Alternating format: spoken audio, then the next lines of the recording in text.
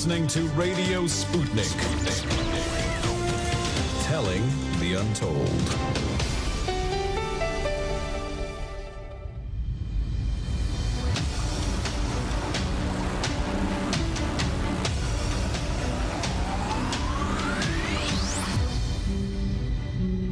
And we are live from America and just outside the Matrix.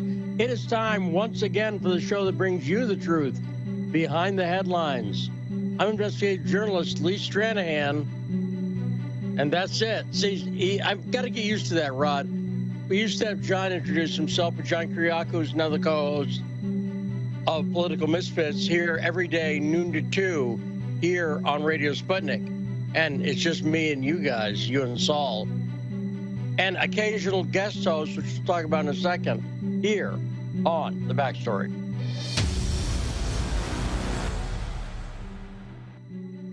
So we had the great Carmine Sabia joining us yesterday. You know that, Rod. It was great to have Carmine on, wasn't it? Yeah, Carmine's always great. Yes, and he likes you as well. He was super excited, and we had fun. I would say we had fun. It was a fun segment, right? Yeah, Carmine's he knows how to handle himself, and he's very informed about our U.S. politics. Yes, very informed and talking. He did a great job of asking questions and everything else. So Carmine Mondays is coming up, except Monday is Martin Monday. It's Martin Luther King Day on Monday, and so we have no show. So rather than, push Carmine out, let's try to find a spot for him sometime next week, because I said, remember, I think I said to you, I'm not sure I said this publicly or privately, that I wanted to have Rabbi Yaakov Shapiro. If you go over and look at Carmine Sabia's Twitter profile, which I suggest everyone do, and be sure to follow him on Twitter. If you look at it, you looked at his profile, right, Rod? He says he's a proud supporter of Israel, Zionist, right? That's right in his profile, correct? That's correct. And so that's great, and we're in favor of more ideas, not less. But I thought it would be a great segment to have Carmine Sabia on with Rabbi Yaakov Shapiro, the anti-Zionist rabbi. And I told you about that, right, Rod? I said, let's get those two guys on together, not so they can duke it out, but so they can have a discussion, because I think it would be very interesting. And I was talking to Carmine after the show last night, and I told him my idea. This is one of the reasons we love having Carmine on the show. Carmine was not like, no, I don't want to talk to anybody with different ideas. He was like, yeah, that'd be fascinating. Right? That's what you want, correct? You don't want a guy who's going to duke it out with a rabbi. You see what I'm saying? Yeah, no, that's what America needs. We need different perspectives from all different sides, not just the establishment. No, right. And Carmine's a wrestler, so we don't need him doing a pile driver on a rabbi. You see what I'm saying? You get my point there. It doesn't even sound good. Just pile driver on a rabbi sounds like a horrible South Park episode or something. I'm not sure. But you get the idea. So that'll be coming up. Now, the other acquisition we've made is that starting on Fridays, I talked to Mark Frost. Someone had suggested this on Twitter. We love having Mark Frost, educator, entrepreneur, and prog rock drummer, who's adequately predicted, I think, completely accurately as well, not just adequately, although the words kind of sound the same. But he's accurately predicted the coming inflation that we're seeing. We'll talk about that in a second. So Mark Frost has agreed to come in and guest co-host on Fridays, making it Frosty Fridays. See what we did there with the alliteration, Rod? Pretty clever, huh? Yeah, no, that'll be cool. Well, I see what you did there. Frosty Fridays, and you said it would be cool. Did you even mean to do that, or are you just accidentally a genius? Well, I'm not a genius, not to everybody, but no, I meant to do that. Okay, good. That was very good. See, it's your dry British sense of humor, Rod. Speaking of that, joining us today, let's talk about the guest, then do the boom. Peter Oliver is joining us once again because we've had this OSCE meeting, and we'll even talk about what the hell the OSCE is. And the negotiations again, there's been no pile drivers, but there's been no progress, it doesn't seem. So we'll talk about that with Peter Oliver in the first hour. In the second hour, great Daniel Czar will be joining us, and we will talk about my favorite bisexual senator, and I'm not talking about Lindsey Graham there, by the way, because I'm not even sure he goes that far, Rod. But Kyrsten Sinema, Kirsten. Is it Kirsten or Kristen? I can't tell sometimes. I think it's Kirsten. I call it Kristen, so. Right, Sinema. She is, and I was goofing on the fact, because we talked about this before, the fact that someone actually wrote an article saying that she's exactly why you can't trust bisexuals. Remember that? We talked about that with John Kiriakou. That was it. John, I don't think John believed me when I said that there was an article out there, and he looked it up and he saw it. But apparently, it has nothing to do with the policy. We'll be talking about the way she's blocking the filibuster. She and Joe Manchin are not in favor of the filibuster. And we have a clip from her, and I agree with her completely on this. And we'll talk about Mitch McConnell's statements about Biden's speech on voting rights. Can't say it enough. We'll talk about that and more, and we're taking your calls. 202-521-1320. It's The Backstory. Now, someone would say, now, our multifaceted engineer, Saul. How you doing, Saul? We can now hear Saul, which is exciting. How you doing today, Saul? Doing pretty darn awesome. Now, I'll tell you what I need, Saul. I need a photo of you. Because we got a photo of Rod, right? And that's nice. But we have nothing. Your disembodied voice. And furthermore, on the 3D graphics that I have throughout the show, I removed Shane because he's no longer the co-host. I talked to Shane today. He's doing well. He's no longer the co-host of Fault Lines. That's Austin Pelly, which, by the way, is going to be interesting, having Jamarl Thomas over there with Austin Pelly on Fault Lines. Shane, despite having my DNA, he's an independent person. Shane, you listen to Fault Lines enough, Saul. I would not put Shane on the right, would you? No, I wouldn't. I wouldn't either. I don't think he put himself there. Politically, he is more independent. He's got a very liberal, progressive, whatever, mom, and then he's got me for a dad, whatever the hell I am. But I would put myself broadly on the right, as libertarians use that term, certainly. And I think having Austin, who is on the right, he's a conservative, right? On with Jamal, who's a progressive. He's been known to stand on a soapbox because he's the Prague soapbox. That's his name, right? I think that gives you a more Fault Line style split on that show. Does that make sense, Saul? You've heard the show plenty. Yeah, break out the grease. Let's have a wrestling match. Right, exactly. No pile drivers, but I'm just saying because you can get injured that way. But we need this shot of you, and I may even make a 3D character of you to put on the set. It's possible. I was thinking that. But I need some kind of photo of you, if you'd be so kind. Because now, a couple days this week, we didn't have video. Now I would argue we've got too much video, in a sense, because I've now got two cameras, the close-up camera right here, and then a wider shot right over there. And then we've also got the coffee cam, which today I've angled the coffee cam so you can see the upside-down South Dakota mug that I'm swilling cold brew out of throughout the show. But I would love to get you on video because, again, we got Rod, and that's great. Our intrepid producer, Rod, has a graphic, and I will give you one. And like I say, I may even do 3D characters with you guys. I've got a couple things to do over the weekend because, and I'll talk about this, one of the things I'm doing, and again, I don't feel I'm going to proudly pimp my wares. I've got a new class going up at Citizen Journalism School. Now, Rod, do you remember back in 2018, I did a lot when I had an office in D.C., which you've been to. I had an office right across from the Treasury Building, a block and a half from the White House. You've been over there, Rod, right? Yeah, I remember that. And I did a seminar at the office. I did a Citizen Journalism School and Activism seminar. You remember hearing about that, Rod? Yeah, I remember you had a live stream too, but it didn't really work. But yeah, I remember that.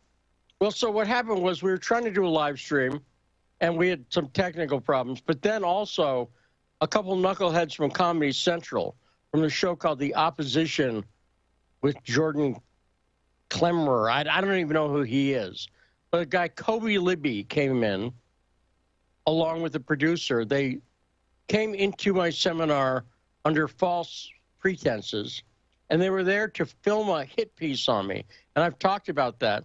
Some people objected to my reporting on Twin Falls, and they're completely wrong. They had a lie about me. And you remember when we discussed that on this show with John Kiriakou about a year ago? Remember that, Rod? We talked about the hit piece that the New York Times and that Comedy Central had done on me for my reporting from Twin Falls. Remember that? Yeah, we also played clips from the reporting on the ground over there to show what was said and what you reported. Well, now here's what was interesting. John Kiriakou, again, God bless him, to his credit, he said he went into that segment thinking I'd probably reported stuff incorrectly because I was working for Breitbart. And John's got a bias often against right-wing sources or media, I'd noticed, and I think he would admit to that.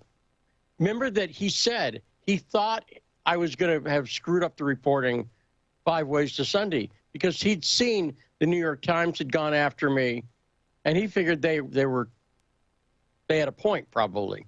Does that make sense? But you remember that, right? Right, Rod? Yeah, I remember that. And to his credit, what John did was he read all my articles on Breitbart about this. He actually read them, and he saw that, in fact, I didn't report anything incorrect. And, in fact, that the New York Times and Comedy Central had lied about what I'd reported. They said, for instance, I reported that these kids who'd raped a 5-year-old girl were Syrian. And I never said that one time. But John, to his credit, said, you know, you did get your reporting seemed accurate to me. And my reporting was accurate. So what we're going to do at Citizen Journalism School, I was kind of inspired by the Beatles film Get Back that Peter Jackson did in this following sense, because there's no singing in this, trust me. And Yoko is not milling around anywhere. Don't worry. But what I'm going to do is I'm going to do a class that people will be able to buy. And the class will contain the entire weekend seminar, which is about 8 hours of training, which is great on its own. But also, it'll reveal how these guys got in. I'm going to not only give people the material that was in the seminar, but I'm going to do extra material showing how the New York Times and Comedy Central smeared me and talking a little about my reporting from Twin Falls. So it'll be like a whole thing. It'll be like a seminar almost in smear tactics from the mainstream media and show how they tried to take me out with it. So does that make sense, at least, Rod, what I'm trying to put together there? Yeah, there's been a lot of smearing in the last couple of years, and so you having a class on how they smear and going into detail about it, I think that would help a lot of people, and especially the media is not getting any better. We would hope it get better, but it's not getting any better. No, they got worse, and I would say in a weird way, and Karen from Maryland, we see it, we'll get to you in 1 sec. I would say that this is going to be, first off, I was rewatching the seminar as I was posting this material, and it's a very good. The seminar that I did on citizen journalism was very good, but you'll also see how Comedy Central lied. They tried to make it seem like I was saying stuff. I was telling my girlfriend Danny out here about this, and she said they took you out of context. I said, no. They didn't take me out of context. They literally made it seem as though I was saying the opposite of what I actually said. So it's not like I said something, then they misinterpreted it. They saw what I was saying, but it didn't fit their agenda, so they lied about what I said. And they did it through editing and through other stuff. But this is going to be, I think, a very nice little package of material that you can view from an education standpoint, just trying to learn about citizen journalism. And there's plenty of material there. But also seeing how they smeared me.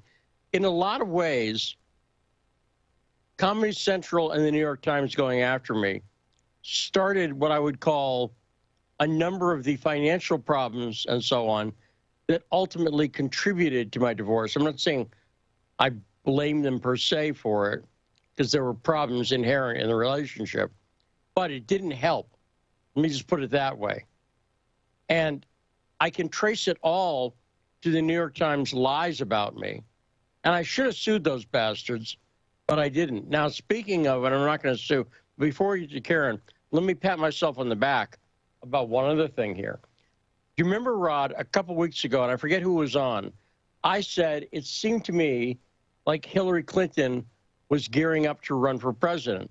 And I forget who was on. I think it may have been Kim Iverson. And whoever was on just was like, no way. And I was like, well, it seems to me like that's what's happening. But you remember that exchange? I forget who it was with. It doesn't matter. But I did say that it looked like Hillary's about to run. Remember that, Rod? Yeah, and it was already, a little bit in the news. And as we see today, talk about tales from the crypt. Here we are back with 2016 all over again. And there was not just one, but there were like 5 stories yesterday on, is it time for Hillary to run? You saw that, right? Yeah, I did see that. And I don't know. I don't know what these people are smoking or drinking, but I don't want any of it. Well, it's Clinton Kush is what it is. And I'm not, but I saw this weeks ago with the fact that she was doing this masterclass thing and the way they were spinning it. This is a standard technique. It's Hegelian, if I may use that. It's the create a problem and set up a solution. Here's the problem, right? The problem is Joe Biden's popularity numbers are sinking to Poroshenko levels. And the only person who people like less than Joe Biden is Kamala Harris, right? She's one of the few politicians who's less popular than Biden is Kamala Harris, right? And yeah, that's a historical feat to be less popular than Joe Biden. But I'm going to argue that that's why they wanted her in place. And we'll talk to Daniel Lazar about this a little bit later as well. I would argue that they put Kamala in there because, and I'm going to make an analogy that's vaguely dirty, but from all my research, I'm convinced that the Clintons had an open marriage. Now, having been in open marriages, I will tell you, I understand open marriages it does not mean wide open. Usually, even within an open marriage, there's some rules, right? And that's just the way things work in open relationships. It's not like do whatever you want. Usually it's do whatever you want within these confines. So, doing a Hunter Biden thing and spending a lot of money on crack whores, let's say, may be outside the open relationship framework for a lot of people. I'm just saying. With Bill and Hillary, I'm convinced of this, and if anyone looks at their history, I think you'll see Hillary's rule was don't sleep with anyone who's a threat to me, Hillary. In other words, if you need bimbos, Bill, feel free. Have fun. And because I started to understand this when I saw a quote from somebody, I forget who it was, years ago about Bill Clinton. They said Bill Clinton's the kind of guy who becomes governor so he can sleep with a cocktail waitress. Right? Because being governor of Arkansas helped him get some, shall we say.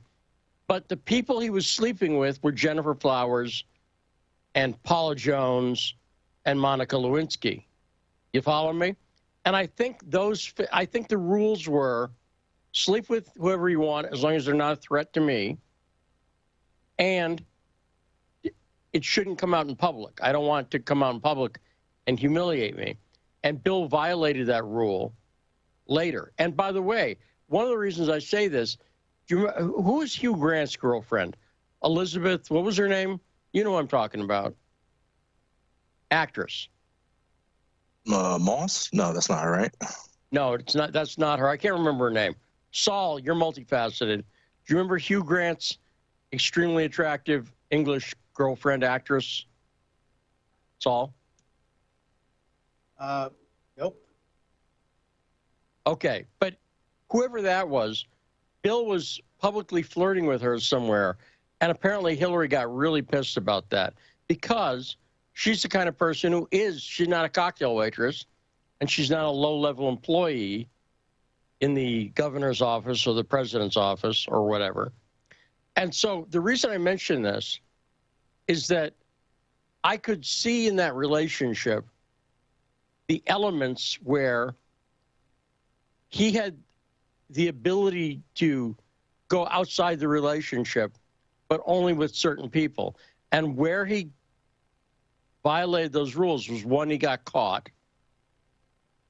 But she also really didn't like the idea of people who were a threat to her. And this is, I think, a part of Hillary Clinton's personality. And I mention this because what I see happening is that Kamala Harris is that person. I'm going to say Kamala Harris is the Jennifer Flowers or Paula Jones of vice presidents. And no one's ever said that about anybody in the history of punditry. So I just broke new ground there. But I will say Kamala Harris is no threat to anyone. She's someone who got where she got, right, by working under Willie Brown, quite literally. She slept her way to her position with Willie Brown. Is that mean of me to say that, Rod, or am I being factually accurate there? No, that's a inconvenient fact for her. And what I'm saying is, in the same way, Hillary didn't want anyone who was a threat to her in her personal life, I think Kamala Harris was the perfect person to make vice, because everyone's baffled by this. And what I'm trying to do is explain it. Everyone's saying, why is Kamala Harris? She won no primaries. She wasn't popular. Why make her vice president? And I'm saying that's exactly why they made her vice president. They made her vice president because she was not going to upstage Joe Biden, and she was not going to be anything but a weak candidate to succeed him. And that's exactly what I'm saying has happened. And it's psychologizing. Yes, I admit that, but at least hopefully it's entertaining. And I honestly believe that I'm right on this. I can't prove it, but I think that I'm right. So before I go to Karen, does that theory, what do you think of that theory of mine, Rod? Go ahead, be honest. I think you have some valid points to that. I also think she was just a diversity hire, just to make Biden look good politically, as hiring a black woman, but she's not really black, or she's Indian, or whatever she wants to be on the day. So I think it was just a diversity hire more than anything. But you got some valid points to what you're saying. And I think I think there's no contradiction there. I'm going to argue there's actually no contradiction. That she could be like a Reese's peanut butter cup, two things in one. She could be both. And Biden had said he was going to bring in a black woman as vice president. He made that pledge. But here's what I'm saying. You could have found a more popular black woman by looking at the lineup of, the WB network from 10 years ago.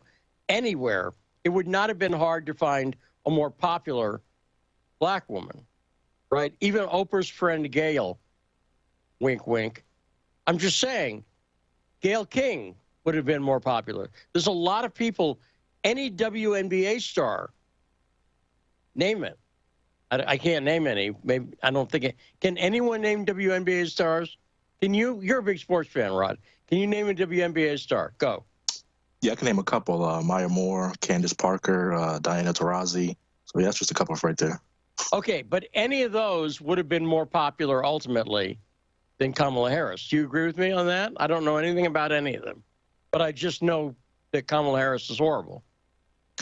Of course, anybody listening to this station who's never listened before would be better than Kamala Harris. That's exactly right. And by the way, Kamala, you're not like Maya Angelou. You're not ending up on a quarter. Sorry. Right? You saw that Maya Angelou is going to be on a quarter. You saw that, right? Yeah, another empty gesture. But yeah, I did see that. There we go. So let's go to Karen in Maryland now, 202-521-1320. Karen, what is on your mind?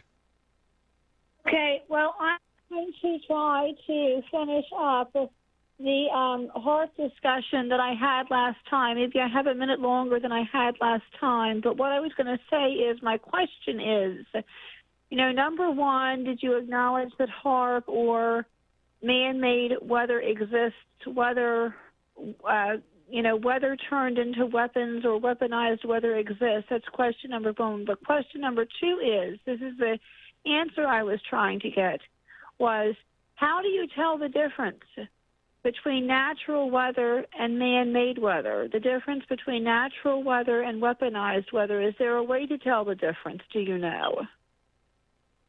Well, again, it's not a topic I know much about, and that's why we had Jason Goodman on that day, and he knew more about it than I did, which is great. I'm in South Dakota, where whether it's natural or man-made, it's frickin' freezing all the time. And that's why I call the people in Boston, and I will repeat it, you're a bunch of wussies.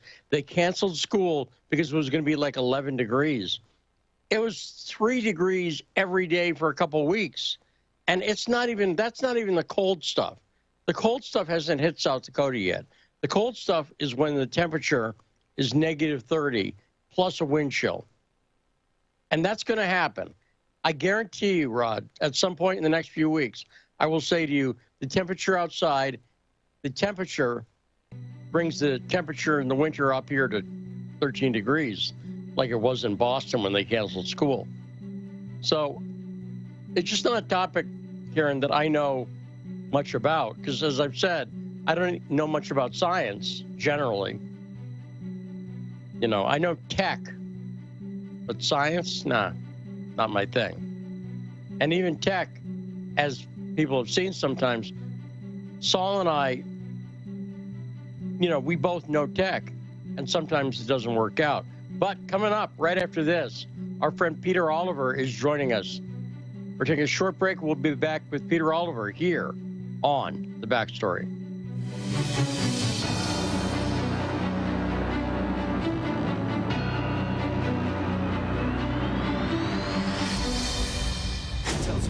Want to talk?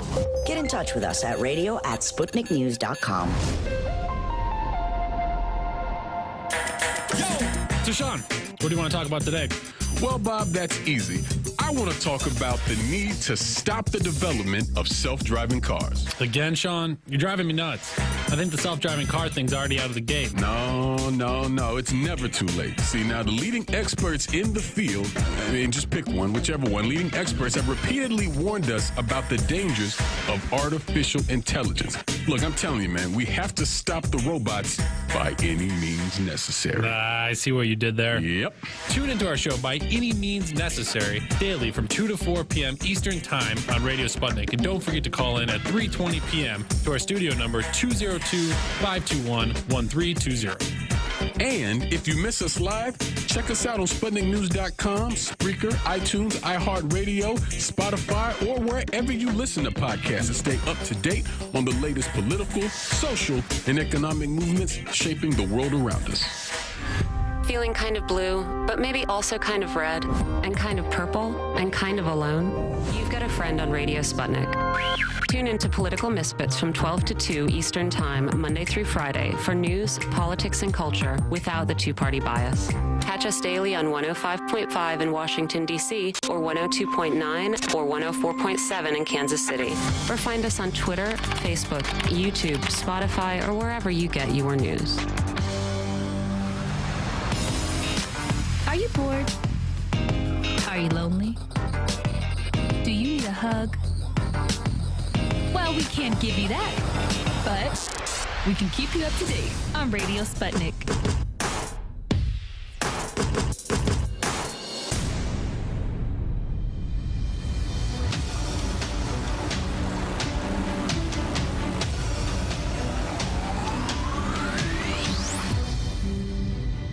And we are back. You're listening to The Backstory here, 105.5 FM, AM 1390 in Washington, D.C.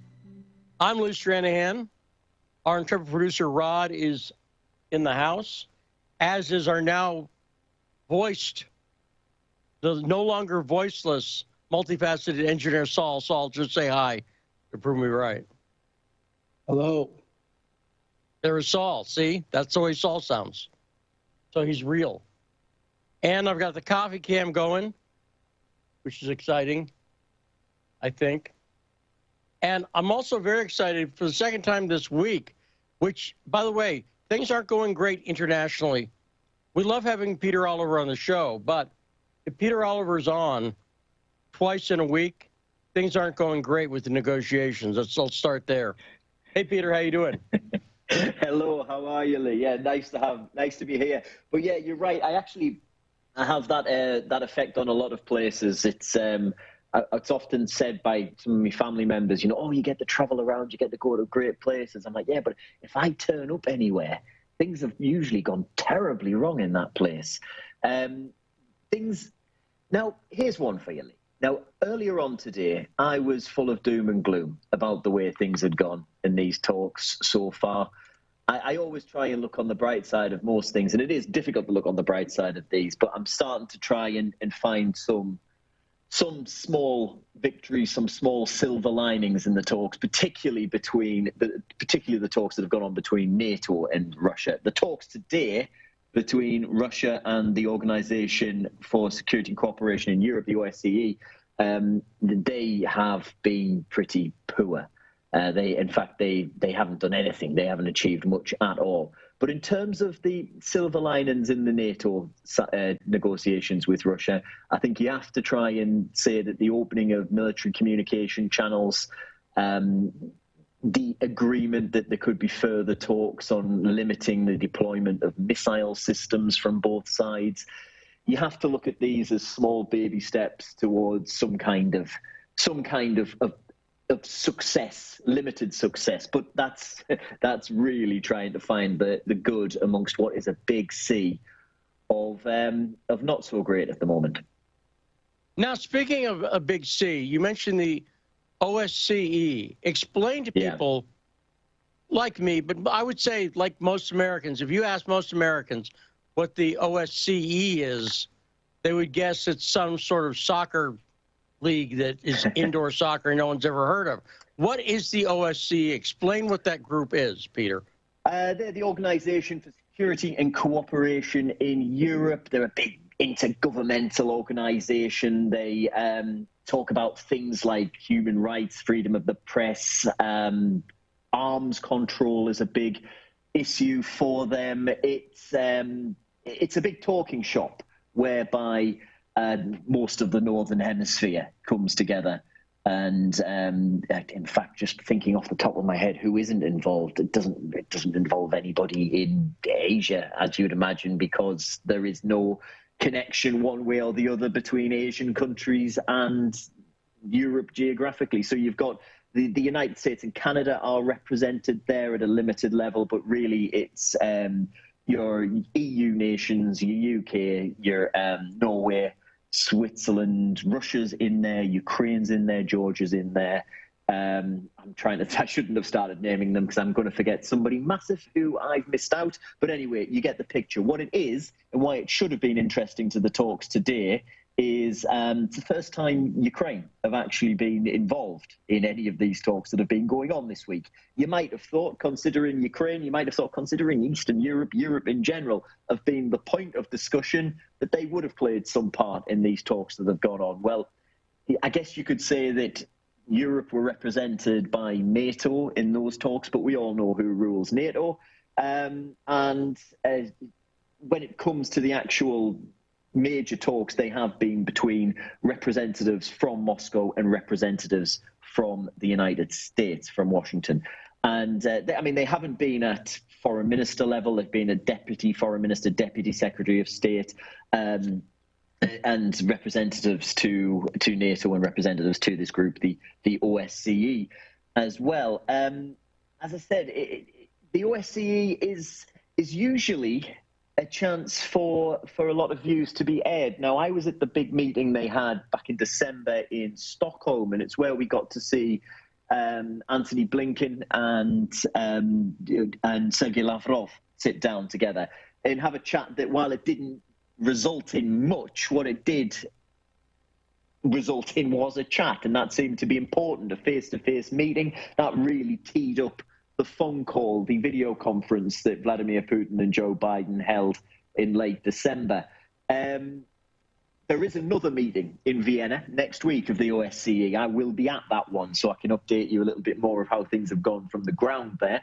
But yeah, not a great day for diplomacy at this particular meeting today. In fact, we've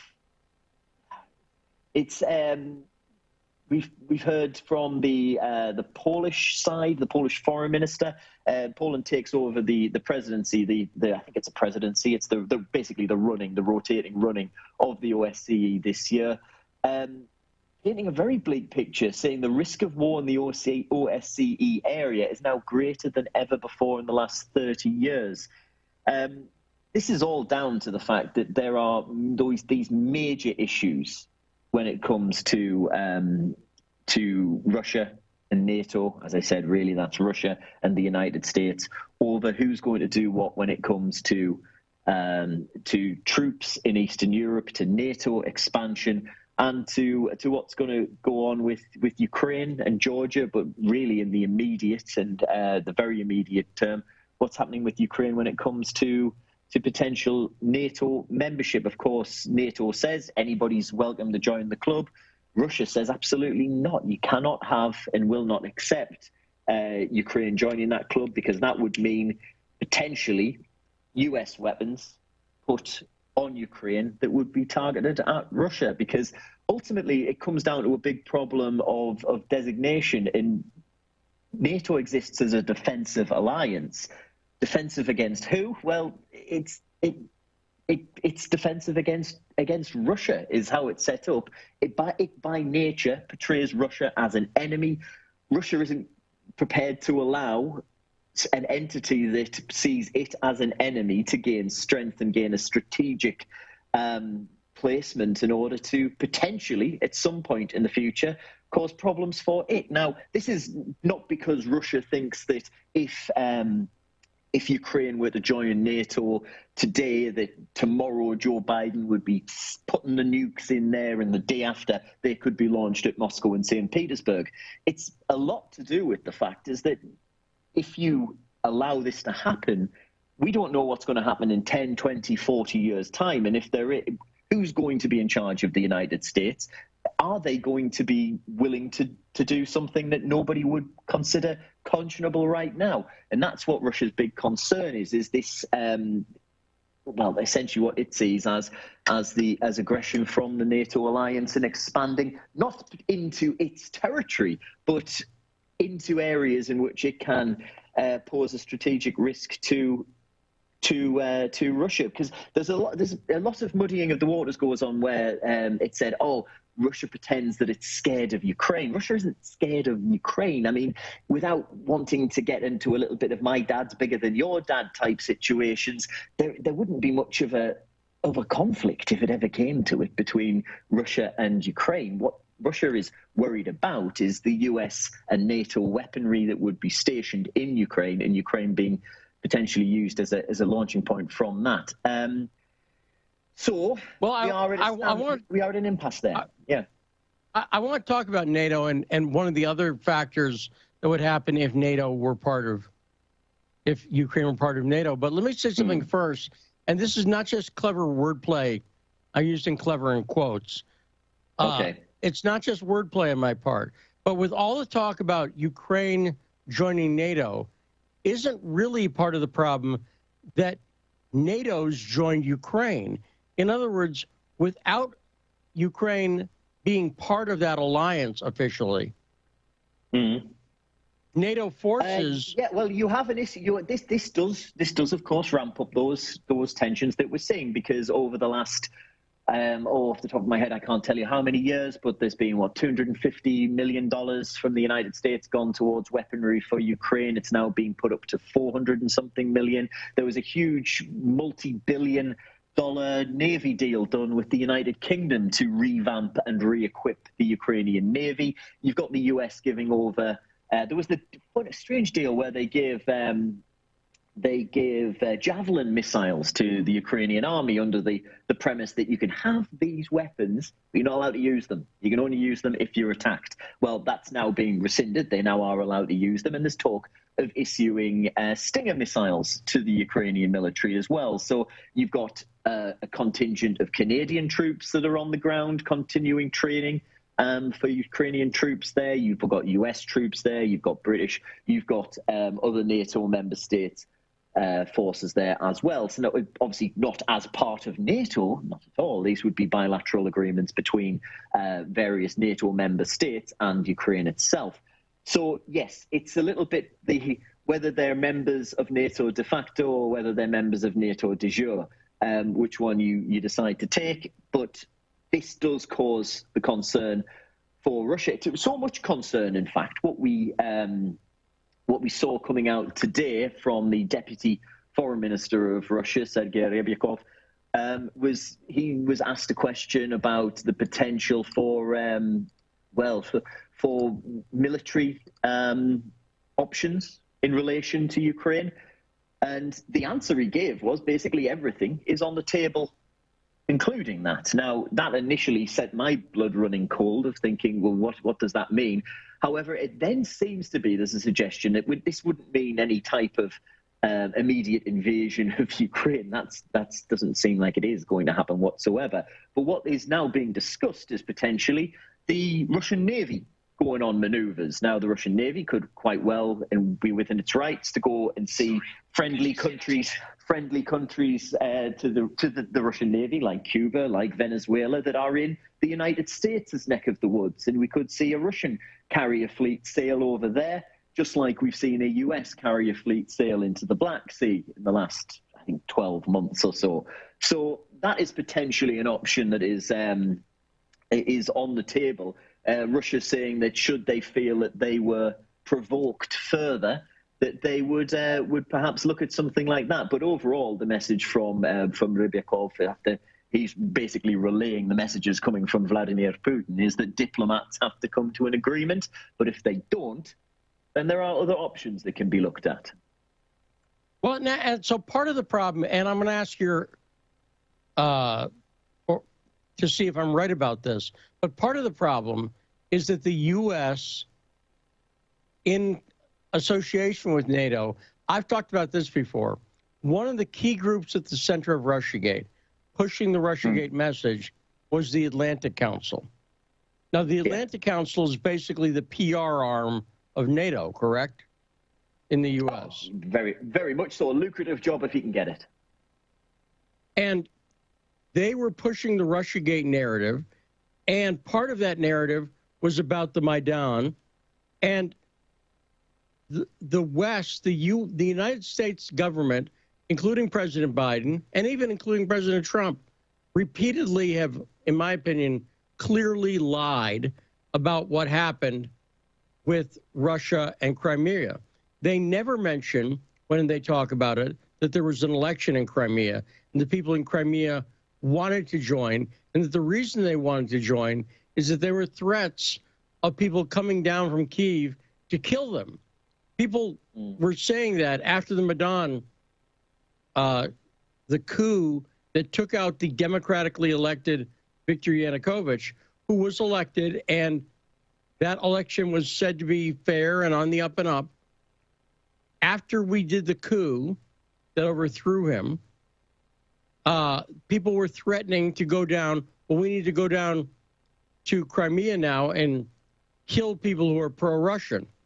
And a lot of people in Crimea, 99% of them, said, okay, we should leave now. Check, please. We'll be going. Now, that is a form of aggression, that sort of blatant misinformation campaign. And the reason it's important, and this is what I'm asking you, wouldn't one of the differences be if Ukraine was part of NATO, and I'm not going to say, and Ukraine was attacked. What I'm going to say is, based on everything I just said, and the U.S. claimed, as they did with Crimea, that Ukraine was attacked. Ukraine was not attacked. It was not invaded. There was no one killed. There were already Russians in Crimea because there was a long-standing agreement about that, about the warm water port there in Sebastopol. And there were already Russians there. There was no invasion, but the U.S. insists on calling it that. But isn't one of the things about people in the NATO alliance is if one country gets attacked, it's not just an option, but the other NATO allies are obliged to defend them. Am I correct on that?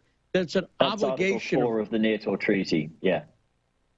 Right. So in other words, attack on one is an attack on all, I believe is the exact wording of it. That's right. So what would have happened, let's say magically, Ukraine had been part of NATO in 2014 after the Maidan. The U.S. and other NATO allies would have said, oh, look, Russia's invaded, even though they did nothing of the kind. Hasn't stopped them from saying it.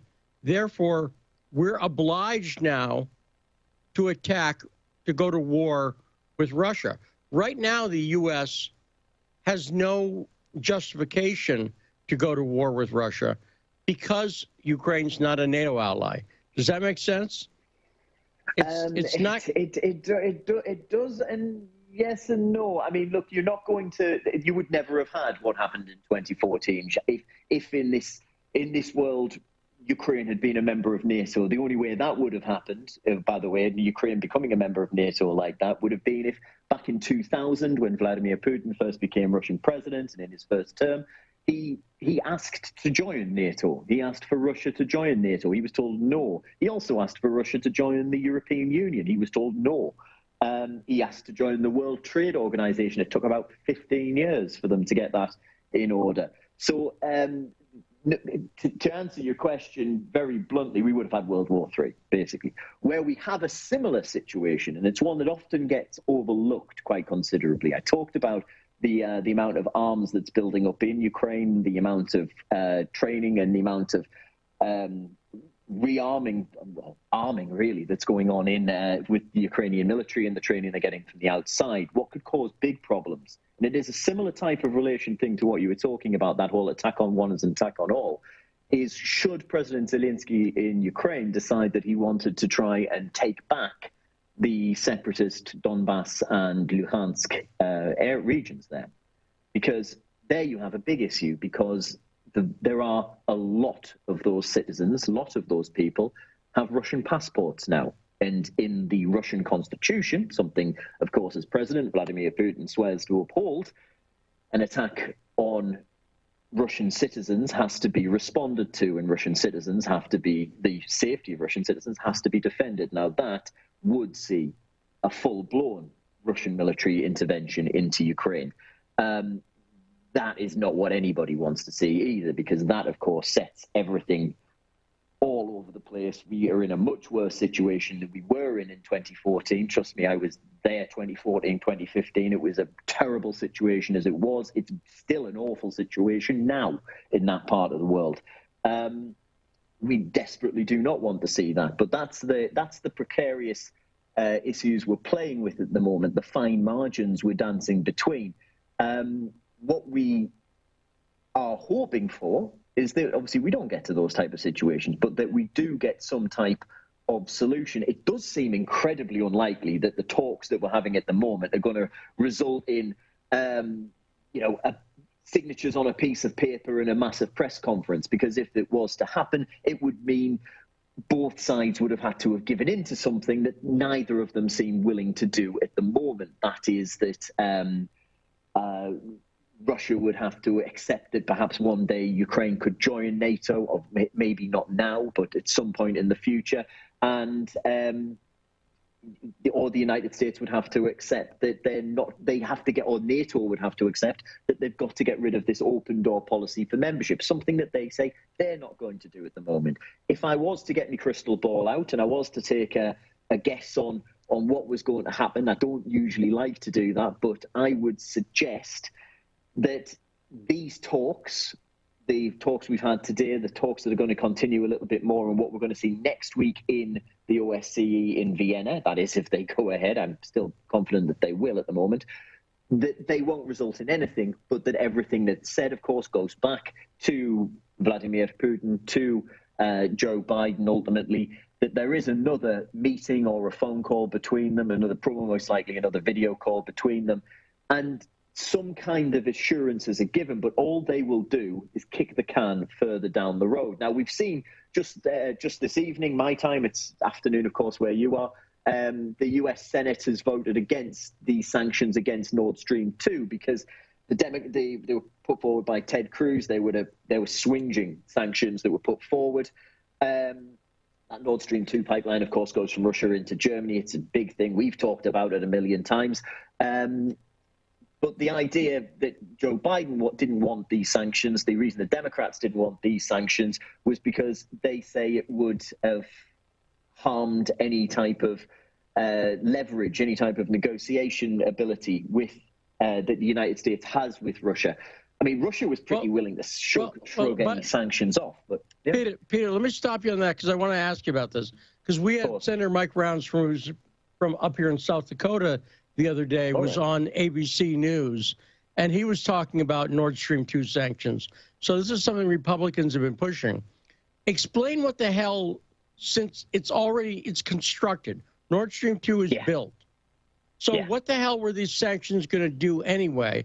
Leaving aside, why is the U.S. sanctioning an economic deal between two countries, one an ally, Germany and Russia, to get Germany more energy at an affordable price? What the hell were these sanctions going to do anyway, Peter? At the moment, what you had an interesting few statements, a few mixed wires in the transatlantic communications, I imagine. You had Victoria Nuland earlier today saying that she'd spoken to the new German government and that they were committed to the fact that if Russia does anything with regards to Ukraine, if it increases tensions, that Nord Stream 2 will be shut off. Well, that was followed up pretty quickly by the German defense minister speaking in Brest in France by saying, stop talking about Nord Stream 2.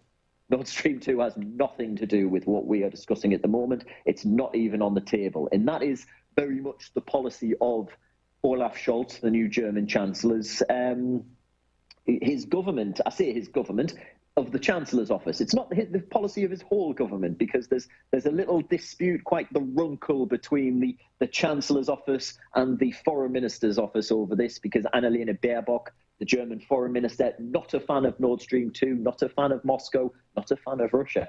And she is quite opposed to this pipeline. However, it seems her boss has told her it's going to happen. So it seems like she hasn't had that taken away from her brief per se, but it does seem like the Chancellor's office is fielding questions on that particular part of foreign policy as opposed to the foreign minister at the moment. So Where you have it with these sanctions from Nord Stream 2 is they were dead in the water really before they were put forward. If they had gone forward, all they really would have done is they would have really upset the relationship between Germany and the United States.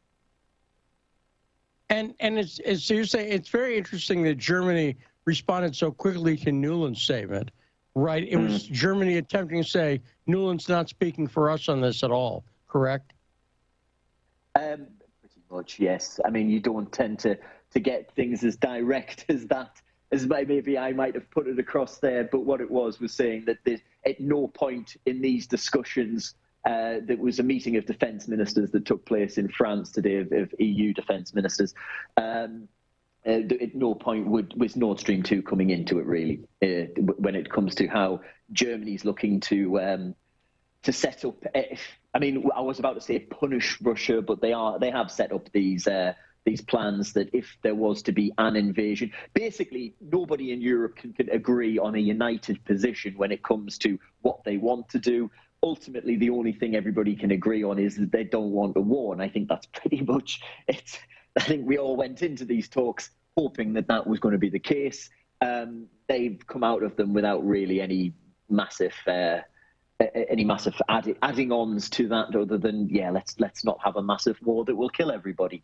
I think it's also worthwhile mentioning, and it's just how sick the Democratic Party will be, and the United States will be, of this whole Russia situation. They did not want to be here. Joe Biden didn't want to be talking about Russia right now. He had plans to be talking about China.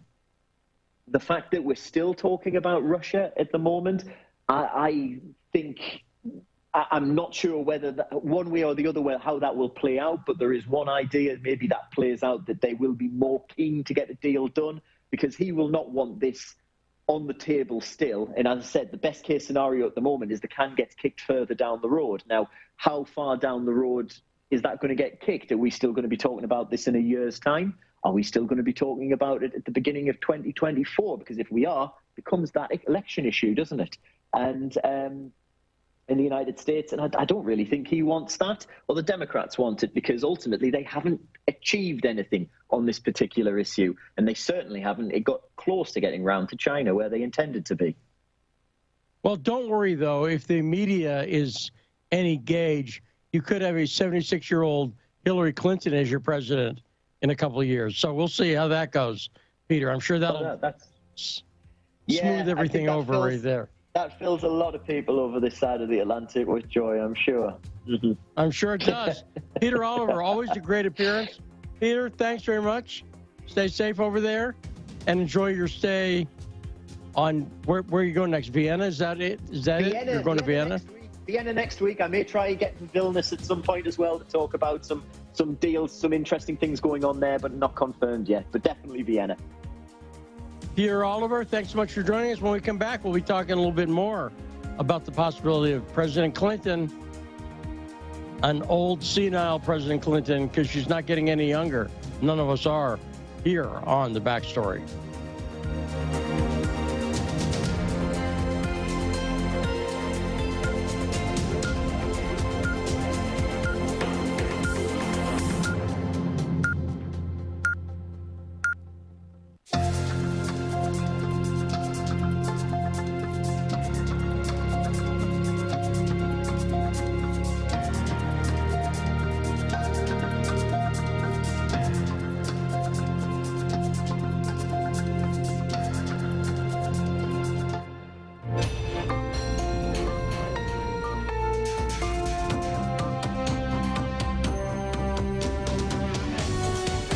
Listening to Radio Sputnik. Telling the untold.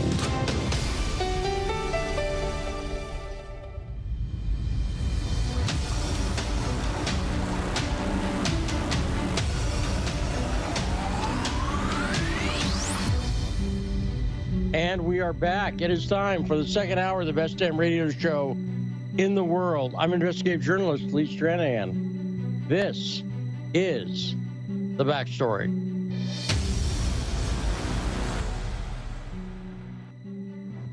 Once again, I want to thank the great Peter Oliver. Always a pleasure to have Peter Oliver on. The guy knows quite a bit, as you just heard. And I think this I think the role of NATO via the Atlantic Council in Russiagate is something I haven't heard too many people talking about lately, but they were a key factor in that. Remember that, Rod?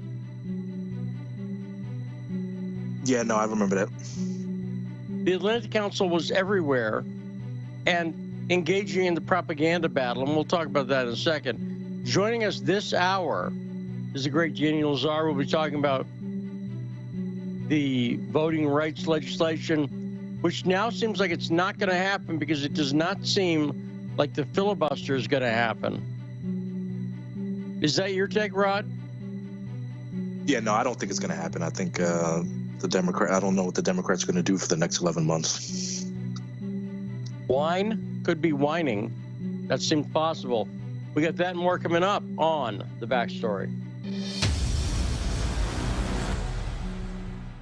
And we're taking your calls, 202-521-1320, here on The Backstory, 105.5 FM, AM 1390 in Washington, D.C.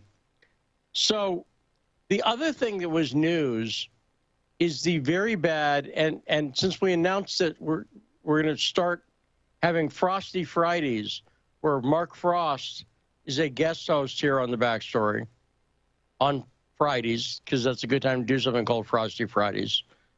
You saw these new inflation numbers that came out, including that the producer price index went up, but that inflation continues to be at its highest rate in like 40 years, since the 80s. You've seen this, Rod, right? Yeah, the news keeps coming out even from the media stations that are friendly to the Biden administration. They can't contain it anymore. And I'm going to say that at a time when, so what this inflation means practically, let's just reduce it to a simple term. It means everybody's seeing their prices go up on stuff like that, for instance, very high prices. And so everybody's seeing their prices rise. And Joe Biden's talking about voting rights. Have you personally had problems voting anywhere, Rod? I've never even known anybody, not trying to be funny, but it's just going to sound funny, but I've never even heard anybody, I had a problem voting. I have heard, especially during the 2016 election, if you remember the social media app Vine, where the people's votes were getting changed on the machine and they were recording it. So I have heard those problems, but not problems actually voting. Well, we're not allowed to talk about that kind of stuff because that might sound... Now, the other headline that came out today is that the guy from the Oath Keepers, you saw this, Stuart Rhodes, the guy's the founder of the Oath Keepers, he went to Yale Law School, he was a paratrooper in the military, but he's been arrested it's the first charge we've got involving sedition. Seditious conspiracy is what he's been charged with. You saw that, right, Rod?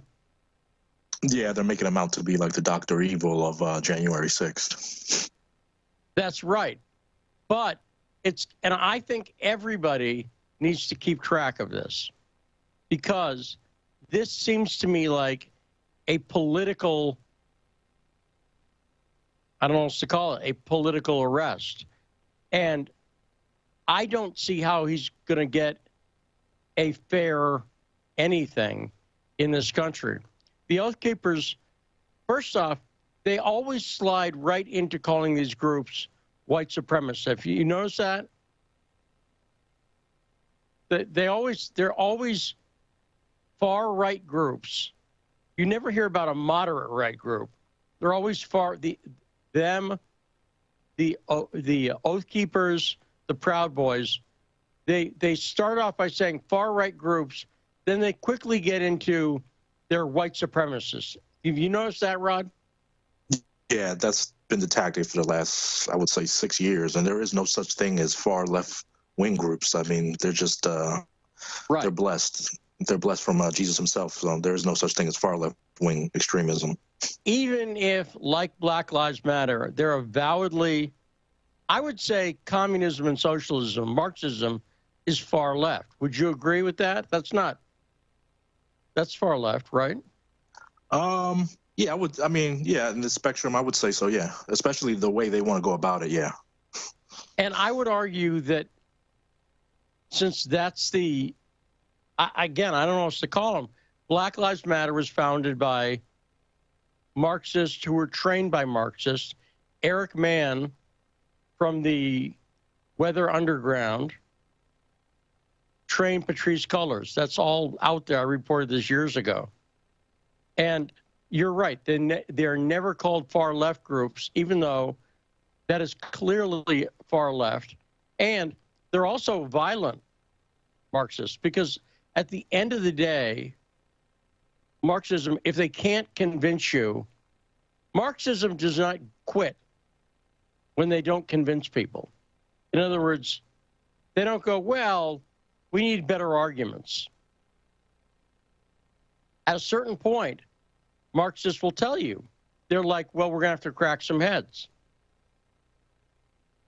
And so that's what they do. But you're right, that never comes up. But these groups are always called far right and white supremacists and everything else, even though we've had Enrique Tarrio on the show a number of times. Enrique, Cuban American, but Hispanic. You know, some people are called, you've heard the phrase, John and I used to talk about it sometimes, Latinx. Remember that, Rod? Yeah, that's one of the most disrespectful terms. You know, I'm first generation American. My family comes from Central America.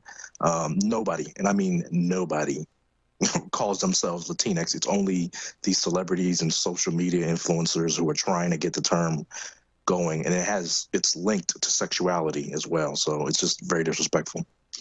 That's right. And just say, because there are gender neutral terms if you need them.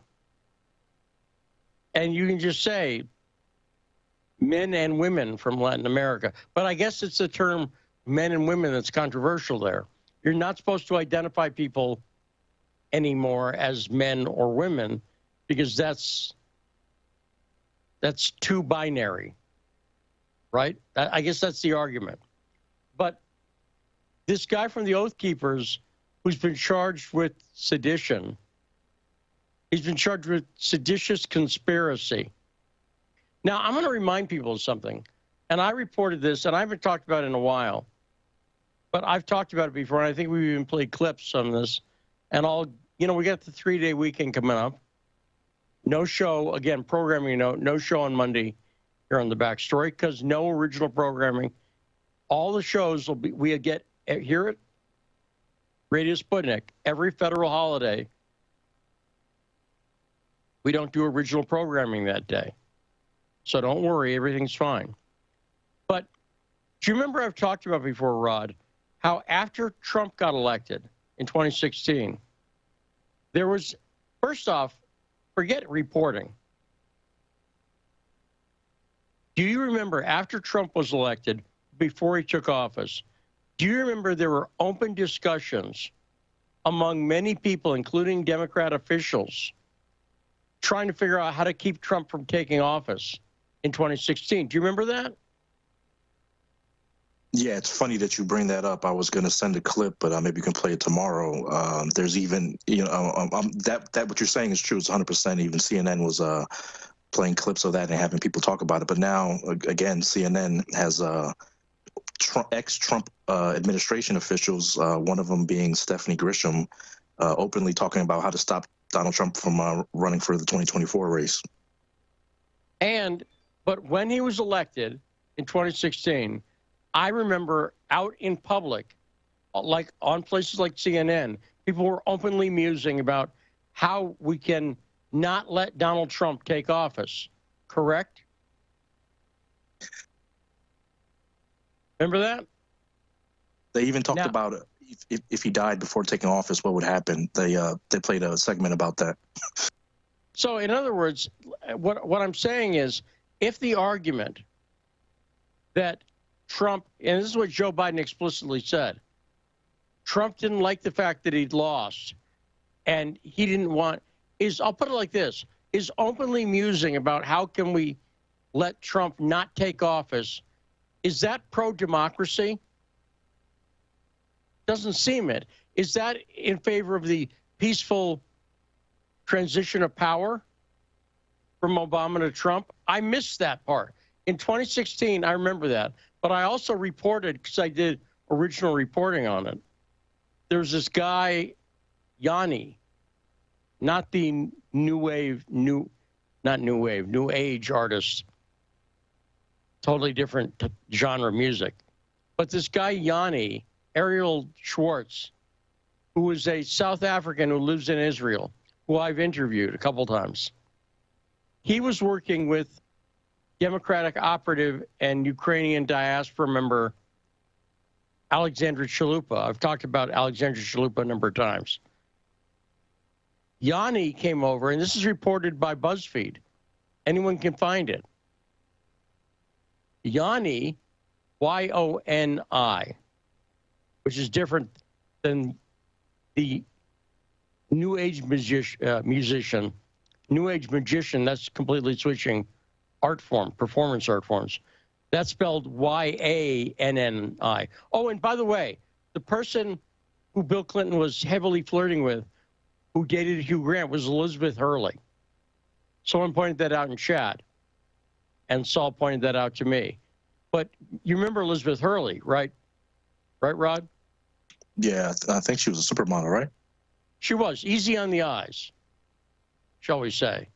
Elizabeth Hurley, there was one event where, and by the way, I'm not saying that she and Bill Clinton had an affair. I have no reason to believe that, because also, yuck, she can do better. But he was just heavily flirting with her at some event, and Hillary Clinton freaked the F out about it. Anyone can look that up. Elizabeth Hurley, Bill Clinton, you'll be able to find it pretty quickly. So that answers that, and why, once again, why we have a great audience. Thanks so much for filling in Elizabeth Hurley's name when I couldn't remember it. But this guy, Yanni, told me in interviews that I played. I believe I played them on the show, right, Rod? Where he said he was brought over by the Democrats, and they were actively trying to figure out how to keep Trump from taking office after he'd been elected. And he met with people up on Capitol Hill to discuss this. And he met with elected representatives. And I believe Marcy Kapoor was probably one of them. And I also believe the current Attorney General from Minnesota, but former Congressman from Minnesota, Keith Ellison, was one of them. And because Yanni told me that. I'm going to say this again. Democrats were actively trying to keep Trump, but they weren't even doing it the way I described, in a hidden way, but an official way. They were just out on CNN talking about, musing about it. So if the idea is that an insurrection involves not wanting the person who was your adversary in the election, who beat you, who won, because no one actually ever questioned the vote totals with Donald Trump. Did I miss something? Did any Democrats ever say, no, they miscounted the votes? No, Republicans showed up in the middle of the night. Because Tyler Nixon talked about this the other day. In Georgia, you saw where people showed up in the middle of the night with boxes of ballots. Right, Rod? You must have seen that, right? Yeah, no, I've seen that. And I believe originally they said there was a flood in there, and that's why they had to clear out the place. They said that, but there was also, anyone who's watched that video, there's weird stuff about that video. And, you know, it may be what Mike Rounds said the other day. They noticed discrepancies. I would say that's a discrepancy, right? If people show up with ballots in the middle of the night, and that changes the vote totals so that one side who was winning no longer is winning, I would call that a discrepancy. Would you? Yeah, no, I would call that a major red flag that needs to be investigated. But, and I saw that video, and I've never seen a good explanation for it. Have you ever seen anyone say, oh, no, this is what happened, in an explanation that you go, well, that's reasonable? I've never seen that explained. Have you?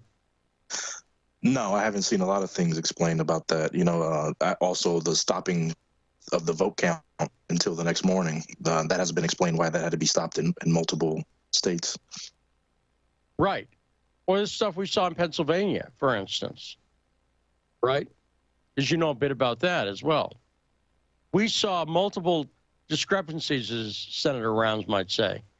But those discrepancies, and the idea that everyone should just be happy, hey, we have a great election system. You know what? Democrats used to point out the problems in the election system. When I first saw people talking about voting machines flipping votes, it was liberals, it was Democrats showing it. But now, even discussing it is almost like questioning and let's talk about COVID. We won't be talking much about COVID. We'll talk about cinema and stuff like that with Daniel Lazar. But the new stuff that's coming out on COVID. So, for instance, with the woman who's head of the CDC, she's saying that 98% of the cases of COVID-19 now are Omicron. Did you see that? 98%, Rod. Yeah, she gets interviewed a lot, and in each interview she says something different. I think one thing they got glossed over in the beginning of the year, I think it was the end of the year, right before the new year, or the January 1st or 2nd, is where they talked about the PCR test. You remember when you were on Fault Lines, I brought that up to you. And that's right, yeah. They admitted that the PCR test, they admitted along with a whole bunch of other news on COVID, that the PCR test is not valid to find COVID infections. So people have been saying there's a lot of false positives, and that pretty much verifies that. But they're still going along with it. And so they put the news out, and then they just keep going along, and not a lot of people caught it. And right, no, but you're right. They've now said a lot of people have had criticism of the PCR test for a long time, and you were one of the people. You did bring that up very early on. And now the stuff you were saying has been essentially validated, correct, by the CDC, correct? Am I right on that? Yeah, but like I said, they're kind of doing a political thing where they're just flooding you with information so that they admit it, but they flood you with so much that it almost overwhelms people, and they just, as you see, some people are still standing in lines in front of vans outside to get tested. And the fact that the big hazard now is the lack of tests. Oh, by the way, the Biden administration has come out and said by the end of the month, remember that thing Joe Biden said a few weeks ago about how there'll be at-home tests given out by the government? They said they'll have a plan in place by the end of the month. Well, maybe you shouldn't have announced it, Joe. I'm just saying. Why announce it when they were nowhere near? Because the other thing we've seen with the Omicron variant is that what happens is, and we're starting to see this already, is that there's a spike in cases, but then the spike drops off just as quickly. Have you noticed that around the world, that seemed to have happened? So yeah, I've noticed that, and they really can't explain it, especially since they say that this is a pandemic of the unvaccinated, but the numbers don't make sense since a lot of countries are vaccinated. And because they're getting 750,000, they've reported this in the U.S., 750,000 cases a day in the past week. That's a lot of cases. So some people are getting tests. But what I don't hear is any kind of, they're now admitting that this is not particularly dangerous or deadly, right? I'm not saying it's fun. We had Ted Rall on. He wasn't having fun. Jen, who calls in the show sometimes, she had it. She said, one of the things Jennifer said to me was, she said, I'm not going to say it's just like the cold. She said it's worse than the cold. Have you known anyone who's gotten COVID-19 recently, Rod? Any friends of yours? Recently, no, but respiratory infections and respiratory virus, they're not fun, and sometimes they linger a little bit if you don't treat it. So yeah, it's not fun. It's never been known to be something that easily people just get over. And people need to be very now. Also, I asked on Twitter the other day, and I've raised it on this show. And what's interesting is, it's just a general warning I have for people.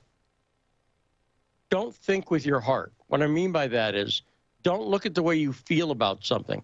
I understand there are people out there who like Donald Trump.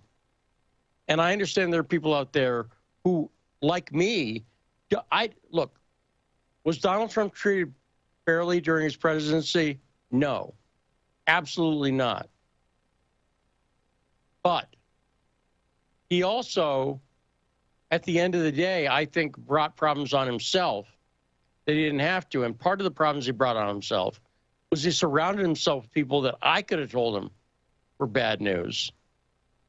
I was saying, bringing John Bolton in, I see the trouble already there. And I said it at the time.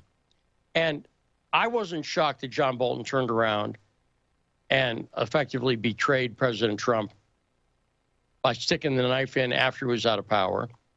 Not a shock at all in any way. But I raised the idea, Rod, that a guy like Joe Rogan, I think, I'll phrase it a different way. I was going to say it could be Trump. That's conjecture, and I don't know that. But I think deserves to. Donald Trump, let's remember, Donald Trump's main claim to fame was the degree of celebrity before he was elected president, right? Joe Rogan has that same claim to fame. And I would say on the issues, and in particularly on the COVID issue, I think the COVID issue is a political issue just waiting for someone to take advantage of it. I think if someone wants to challenge Trump for the nomination, and I hope someone does, even though Trump's going to attack you, I think, how would you rate, let's do this the easy way, that's kind of a trope on talk radio and political punditry in general. Let's give him a grade. If you were going to grade A through F like they did in school, Rod, how would you say Donald Trump has been on the issue of COVID-19? What grade would you give him? I would give him a D+. Okay. And what do you think the average Republican would give him on it? The average, probably like a C. I agree with you. I think C. I think we're going to see very few Bs and almost no As for President Trump on this issue. I agree with you. I think because, and let me guess your calculation there, is that the average Republican voter probably is more forgiving of Donald Trump than you may be. Is that your calculation? Yeah, he's like we talk about since he became president. He's got that cultish personality that people just like him and they don't like to criticize him. And I think that's a problem. You should be able to criticize people even if you like them. And you know what? If I were a candidate or advising a candidate, I would urge them to say that. I would urge them to say, look, we all know the truth about Donald Trump. A lot of us like Donald Trump, but he doesn't take criticism well. And I would directly say the stuff that everybody, it is not mean to say about Donald Trump. He doesn't handle criticism well, and he doesn't pick the best. That idea that he picks the best people. Omarosa was another good example of like, really? Do you remember Donald Trump bragging about how he would pick the best people? Rod, remember that? Yeah, and just to double down on that, one, I'll say Omarosa never faced any legal problems for recording inside the White House. That's number one. And number two, we got H.R. McMaster, who did an interview on the guy you just brought up, Joe Rogan, and you were the guy who was, I don't want to say telethon, but pretty much you were doing a marathon of people to call in and say to get to fire H.R. McMaster. No, right. And then they deleted my YouTube account after Jake Tapper went on the air on CNN and said that I should be investigated. I was doing my show with Jason Goodman last night, and he was looking something up, and he found mention of me in a New York Times article where they were talking about I was listed in this New York Times article as one of the Trump administration's connections to Russia. Who knew? I wish I had that kind of power. And I wish the president had listened to me more. I could have saved him a lot of trouble. But Donald Trump, how would you rate him on a scale of A to F grading for picking the best people, hiring? How would you rate him, Rod? I'll give him a D-. No, right. And I would agree. And I think anybody who's a Trump advocate, if you're being fair to Trump, give him a D-, because he really picked people who were not loyal to him, even if that's the standard you're using. Loyalty to Trump, he failed on that regard, period. And I think it caused a lot of problems. I think Donald Trump is vulnerable if someone wants to do it. And I think a guy like Rogan, you see what I'm saying? I think that a guy, I'm not saying Rogan, because I don't know if Joe Rogan would want to do it. He said no. He's already said no. He doesn't want to do anything with politics. You know, he said that, but I will say at a certain point, I said that when Rick Sanchez interviewed me. You know, it's easy to say I'll never have anything to do with politics. But then, if I were Joe Rogan, I'd be looking around. And is there any... Rand Paul on the COVID-19 issue, I think, has been very good. What do you think of Rand Paul's performance, especially lately? Lately, he's been good, but I have a lot of criticism because he's a doctor and he knows a lot of what's been going on. And like I've been saying about the PCR test, I mean that's basic training for medical school. And when he didn't call out anybody about maybe this PCR test isn't a test to use, I've been highly disappointed in him. No, right. And I'll tell you, Anna Breeze has some stuff. And we've had Anna on the show before. Anna Breeze is a former ITV and BBC journalist. We've had Anna on. It's hard to get her lately because after we started talking about her and promoting her, I'm not saying I had anything to do with this, but a lot of people discovered her work. And she became very popular. And she had a guy from ITV, the British TV network, saying he can't get stories, that journalists cannot get accurate reporting on COVID out there, that organizations like ITV and the BBC simply won't print it. And I think that's very not surprising to anybody who's paying attention to the news in the past couple of years. Coming up, we're joined by Daniel Czar. We'll be talking about the filibuster and is this Democrat push on the voting rights issue going to work out for the Democrats? That and more coming up on The Backstory.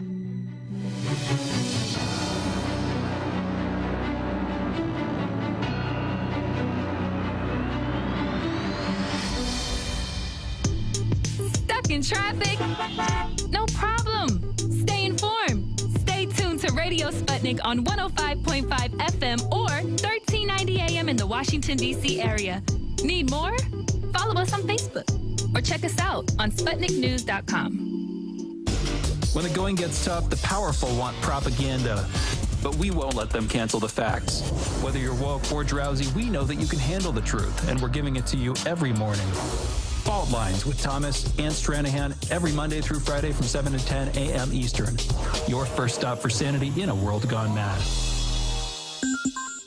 In a media landscape filled with so-called journalists acting as stenographers for their billionaire bosses, there is a desperate need for news, analysis, and perspectives that buck the status quo and get to the heart of how domestic and international events impact you and me, as well as showing how we can get involved in the struggle to change that status quo. Check out By Any Means Necessary on Radio Sputnik, Monday through Friday from 2 to 4 p.m. Eastern, to hear the stories and voices that mainstream media refuses to tell you. And join us as we connect the political, social, and economic movements shaping the world around us. That's By Any Means Necessary, Monday through Friday at 2 to 4 p.m. Eastern, right here on Radio Sputnik. Hi, I'm political analyst Garland Nixon. And I'm political scientist, author, and nationally syndicated columnist Dr. Wilmer Leon. We're the co-hosts for The Critical Hour, airing Monday through Friday from 6 to 8 p.m. Eastern Time here on Radio Sputnik in Washington, D.C. We close out your day with a thorough and hard-hitting analysis of the day's top stories, where we bring in brilliant scholars, authors, and investigative journalists from around the world. And on Fridays, it's panel time, when we do a roundup of the week's most important issues. Join us to keep up with the world's top stories. Enjoy an in-depth analysis. And have a little fun along the way. Listen to our show, The Critical Hour, Monday through Fridays on Radio Sputnik.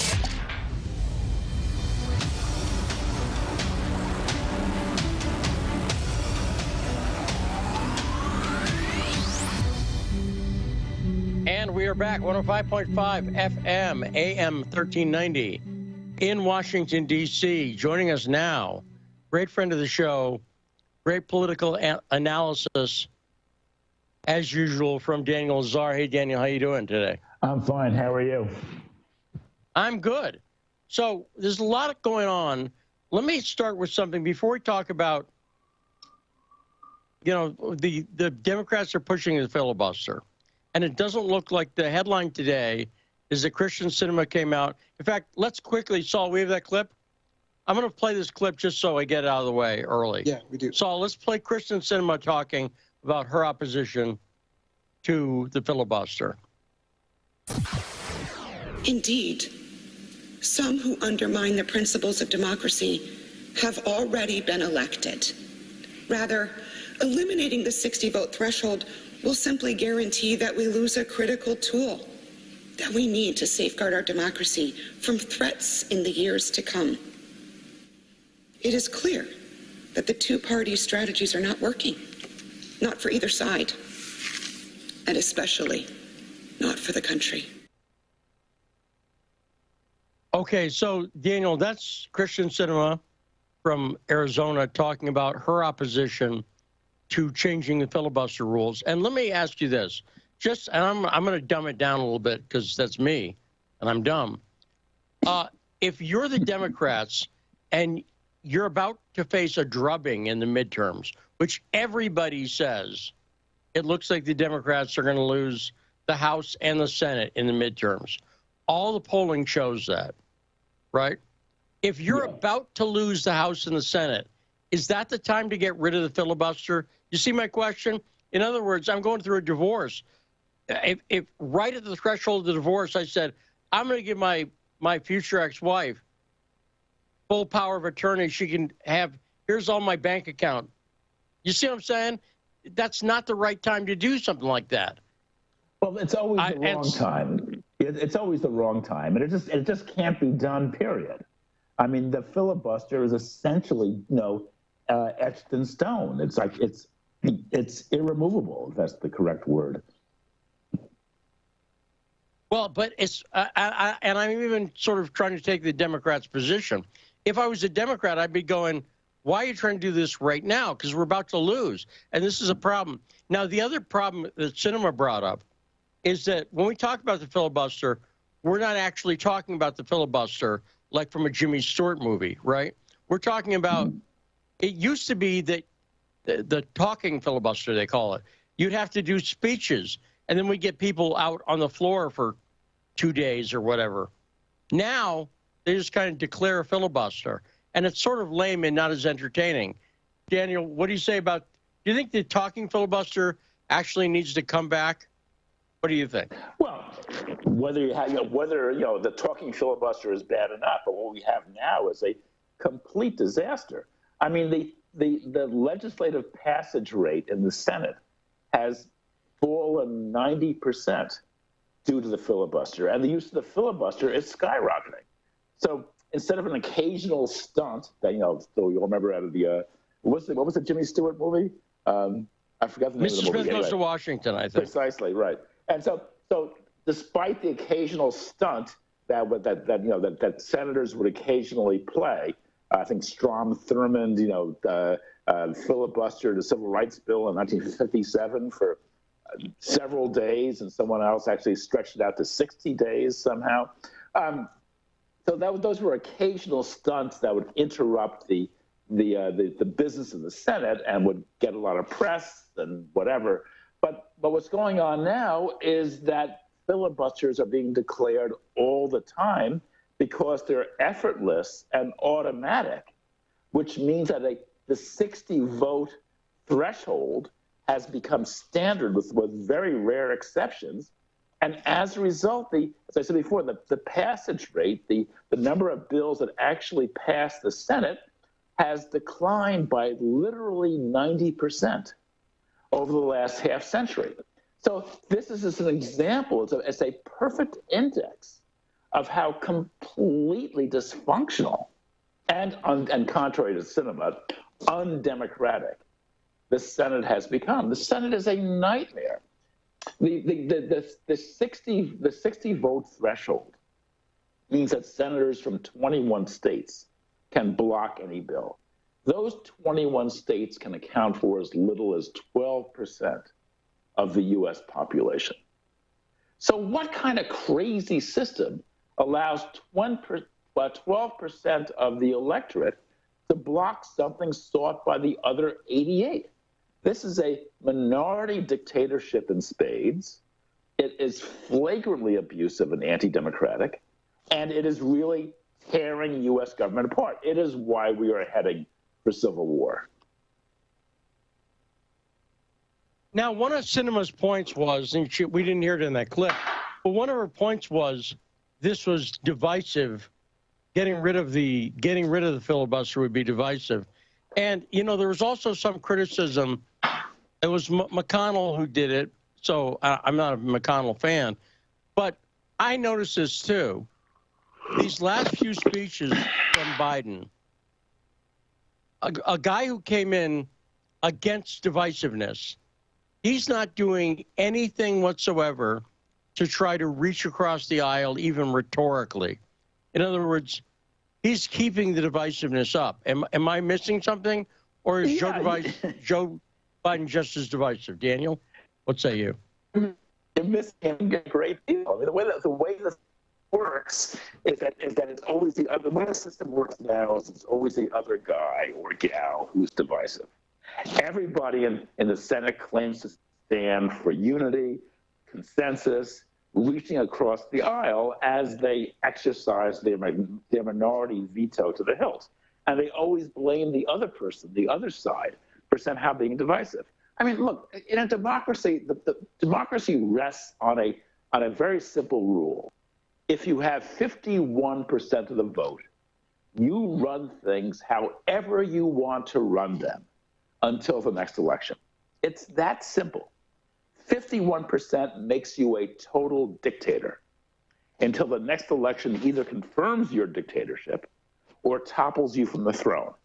That's what democracy means. Democracy doesn't mean this endless minority dictatorship where tiny cabals are able to stall things forever. This is just completely insane. And the more the GOP settles into the role of the obstructionist minority, the more undemocratic it becomes, which is why it now has moved to the point where it opposes elections. It opposes equal access to the voting booth. I mean, this is completely insane and destructive. No, but that being said, you don't think that if the Democrats are in power, you don't see them as being any less power hungry as you describe the Republicans, do you? Well, I believe in being power hungry. I mean, I'm power hungry. You're power hungry. Mitch McConnell is power hungry. Why is being power hungry a bad thing? I mean, if you're power hungry because you wanted to do stuff. You've gone before the voters. You've made promises about all the stuff you want to do, and now you are hungry for power so you can fulfill those promises. The American system is so screwed up so upside down, has its head so far up its derriere that somehow, the desire to get things done and to fulfill promises to the people who put you in office, somehow that is construed as being a negative thing. It's not. It's a positive.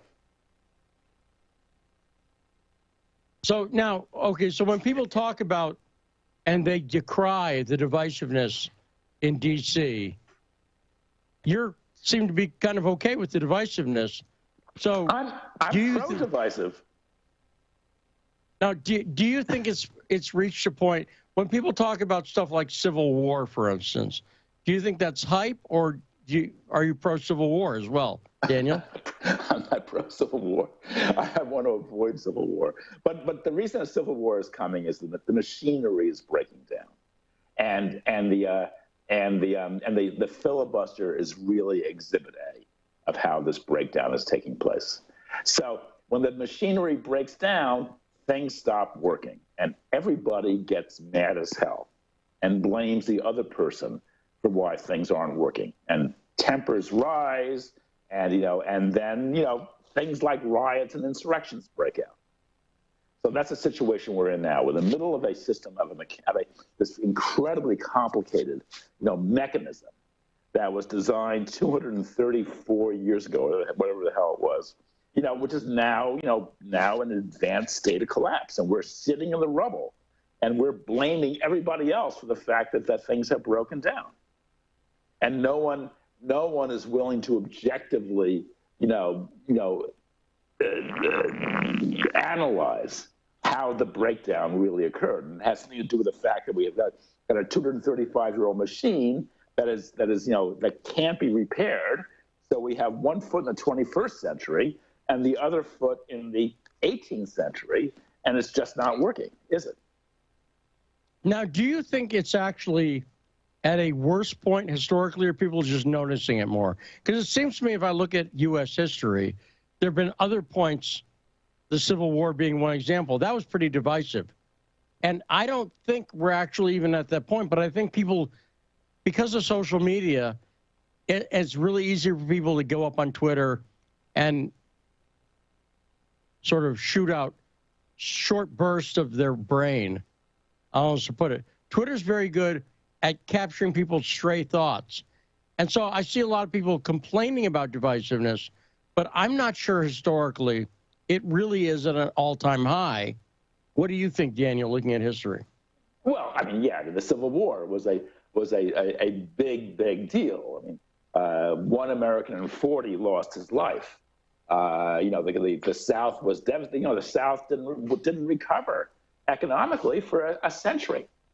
I mean, as late as the 1960s, the South was a backward place, with a bad infrastructure, bad schools, bad everything. It was a desperately poor place. I think by the turn of the century, I read somewhere that per capita income in the old Confederacy was 60% less than it was in the North. I mean, that's incredible. So the South was devastated, and 1 American in 40 lost his life, as I said, and a hugely expensive, hugely bloody war was waged for almost exactly 4 years. So yeah, we're not at that point yet. I quite agree. That's obvious. But however, you can argue about what the Civil War accomplished or didn't accomplish. But one thing that's crystal clear is the Civil War closed off the exits. Where the South had tried to exit the Union in 1861, the result of the Civil War is that the exits were closed, they were barred, the doors were barred, and you could never, ever exit the Union again. That was the one thing the war made clear. So as a result, there's nowhere to run. So the two sides are now locked in a bottle like a couple of scorpions. They can't escape. All they can do is sting at one another madly until one or both, perishes. So in that sense, we have a bottle which is heating up the internal temperature to greater and greater heights. Whether it's greater than 1861, that's That I don't know, but it certainly is greater than at any point since since the year 1900.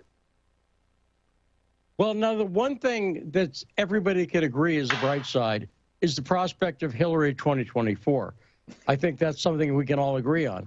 And now I brought this up a few weeks ago because I was seeing signs.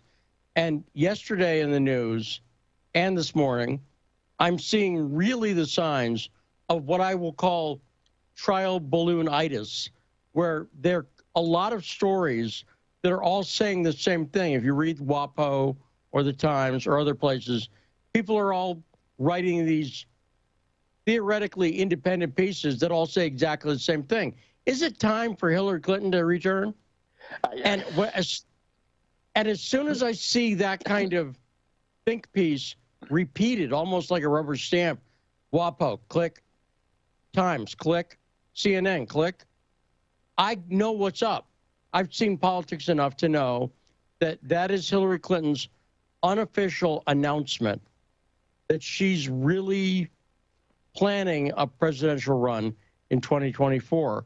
Are you seeing the same thing? And I mean, again, nobody I've talked to says that's a brilliant move on her part. But I'm going to argue maybe it is. Maybe Hillary Clinton.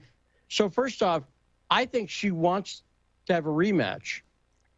She does. She'd like to take on Trump. It looks like Trump's going to be the nominee for the Republicans, and she'd like to beat him.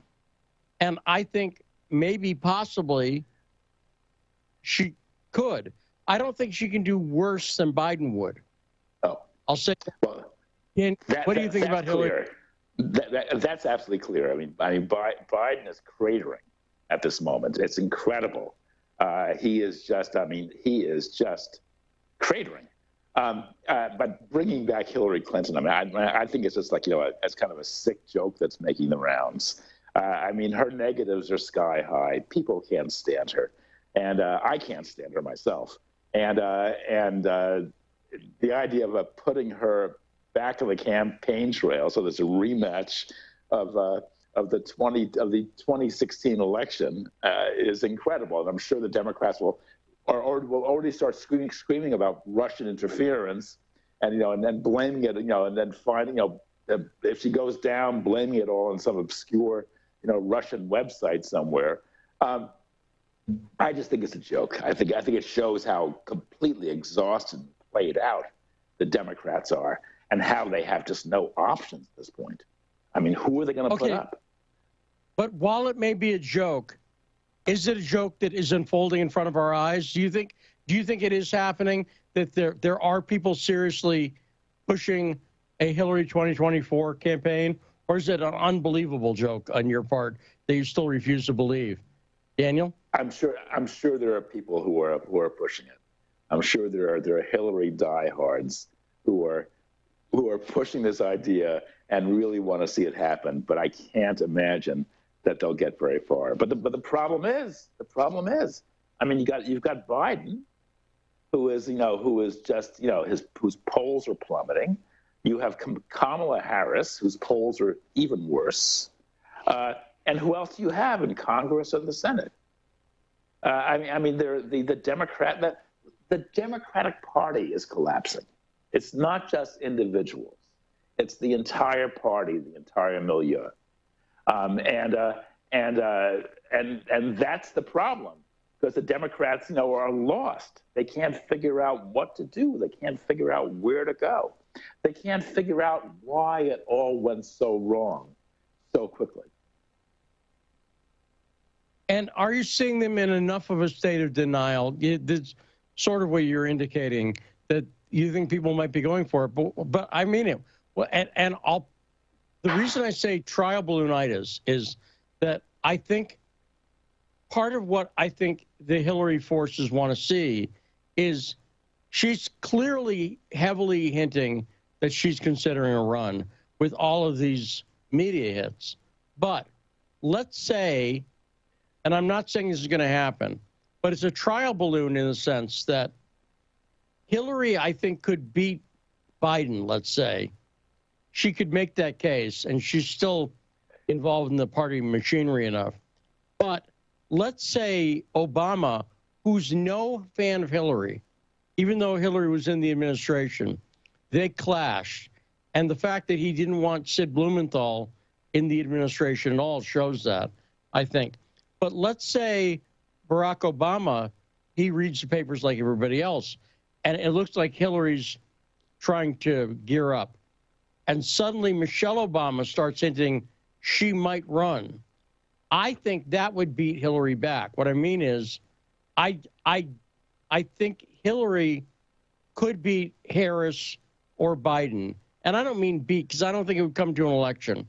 I think it would be beat in a back room, smoke-filled room kind of way. But I think that Hillary knows that if Michelle Obama decides to run, that Hillary should get out of the way. And I think by the way, I'm not saying I think Michelle Obama would run, because she's indicated she doesn't want to. On the other hand, maybe if they saw that Hillary was going to run, that sometimes pushes people. Daniel, what say you? I can't see her running at all. Michelle Obama running. It's a brutal game, right? I mean, you've got to be the toughest pro with the thickest skin to sort of survive out there, right? I mean, they throw everything at you, everything. They dig up every scandal in your past. They rake you over the coals. They pummel you and they beat you and when you fall to the ground, they kick you again and again in the gut. I mean, the presidential elections in the U.S. have become, trial by combat. It's really incredible. And Michelle Obama she's not a professional. She's not remotely capable of doing that. She would fold instantly. Hillary is capable of doing it because she is a professional. I mean, Biden is too punch drunk at this point, but he's capable of it also, and so was Barack Obama.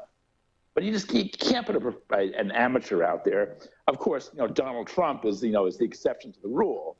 But Trump himself is this incredible personality who is just impervious to punishment. And then the more you hit him, the stronger he gets. But Michelle couldn't stand up for a second. That's what I would say. I would say with Hillary, with some people, you're right. They take a beating, but some people are kind of into that kind of thing, and I'm not judging. I'm just saying that some people people who box for a living, they can't say that they hate getting punched in the face, because that's the gig. The gig is people punch you in the face. It's not just that you punch people. You do get punched.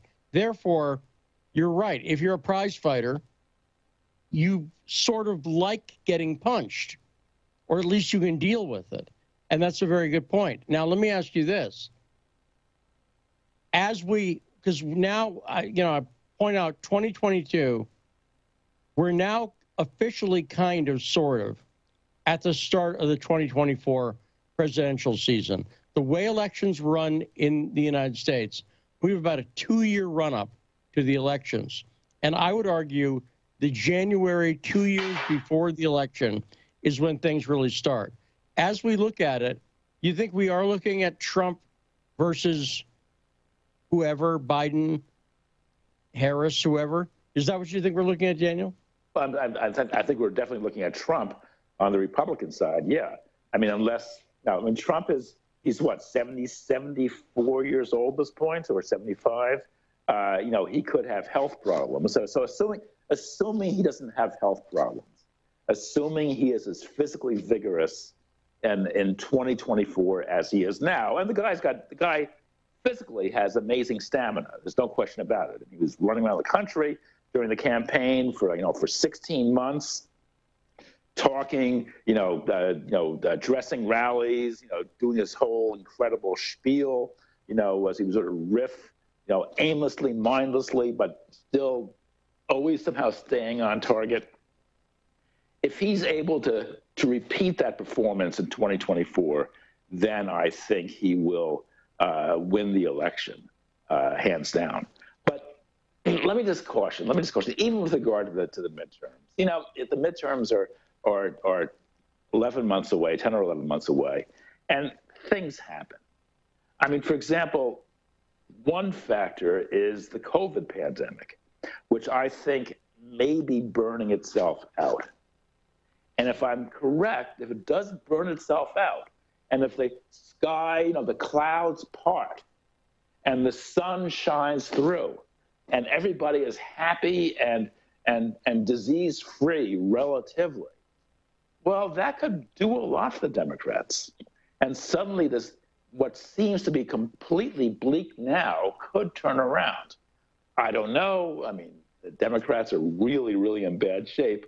But I'm just playing devil's advocate here. I just think that I'm hesitant to be too confident about how the midterms will turn out, and I'm very hesitant about making predictions for 2024. Well, then let's finish. We only got a few minutes left, Daniel. Let's have you keep making predictions then. What do you predict? Since you're not comfortable doing it, let's go for that. Right. What do you think? Do you think the economy, if you had to predict what you see being the biggest problem for Biden, do you think that we're seeing very bad signs continuing? Inflation's at a decades high, and we're seeing the Fed about to raise interest rates. Do you see the economy being the biggest problem for Biden, or right now, looking ahead for the next few months, what do you think the biggest problem is going to be for Biden? The economy the economy will be brutal, because I think the economy is going to crater also. I mean, there is so much debt out there. There is so much craziness and wackiness with cryptocurrency and all kinds of, of exotic kind of debt structures, et cetera. And it always happens as soon as the Fed starts jacking up interest rates, and the creditors start demanding their money back, then suddenly things start to topple.